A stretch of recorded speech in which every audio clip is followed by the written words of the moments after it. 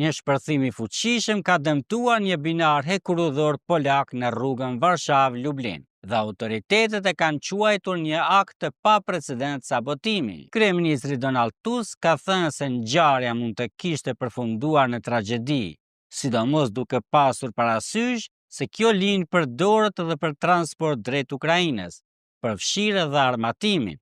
Shpërthimi vjen pas një serie sabotimesh dhe sulmesh kibernetike që kanë goditur Poloninë dhe Evropën që nga fillimi i luftës në Ukrainë.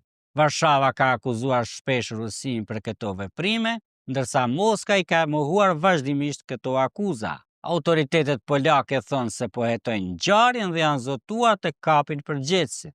Ministri i Mbrojtjes ka njoftuar se ushtria po inspekton rreth 120 kilometra të linjes hekurudhore që çon drejt kufirit Ukrainas. Ndërkohë zyrtarët e sigurisë në Poloni kanë thënë se çdo gjë tregon se shërbimet ruse të inteligjencës janë pas këtij akti sabotimi, por hetimet po mbahen konfidenciale për të shmangur çdo kompromitim. Autoritetet në Poloni paralajmërojnë se rreziku për këto akte të tilla mbetet i lartë. Për të mësuar më shumë rreth zhvillimeve të fundit në botë, lexojeni telegraf.com.